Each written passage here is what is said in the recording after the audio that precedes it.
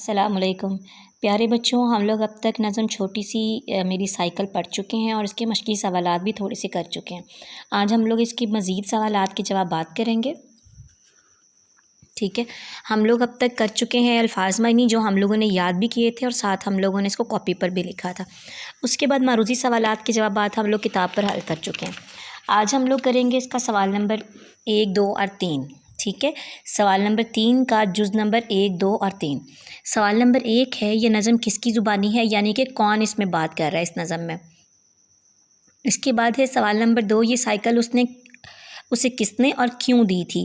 آپ کو یاد ہوگا کہ وہ سائیکل اس کو کیوں ملی تھی، ٹھیک ہے، اور کس نے دی تھی یہ بھی نظم میں بتایا گیا، تو آپ لوگوں نے درست جواب ڈھونڈ کر لکھنا ہے۔ یہ کام آپ لوگوں نے کاپی پر کرنا ہے، ٹھیک ہے۔ سوال نمبر 3، اس سائیکل کو چلانے والا اس سے کیا کیا فائدے اٹھاتا ہے، کم از کم 3 فائدے لکھیے۔ اب میں کوئی ایک فائدہ آپ کو یہاں سے ڈھونڈ کے بتا دیتی ہوں، ٹھیک ہے، پھر 2 کوئی سے آپ لوگ خود ڈھونڈیں گے، یہاں پہ لکھے ہوئے ہیں وہ تینوں فائدے، ٹھیک ہے۔ نمبر 1، اس سائیکل پر بیٹھ کر خود مدرسے جاتا ہوں میں۔ دیکھیں اس میں بتایا اس نے فائدہ کہ وہ خود بیٹھ کر اس پہ مدرسے جاتا ہے، ٹھیک ہے، تو یہ فائدہ ہے نا کہ وہ کسی کے ساتھ نہیں جا رہا بلکہ وہ خود اسے چلا کر خود چلا جاتا ہے، ٹھیک ہے۔ اسی طرح سے آپ لوگوں نے کوئی سے 2 فائدے ڈھونڈنے ہیں۔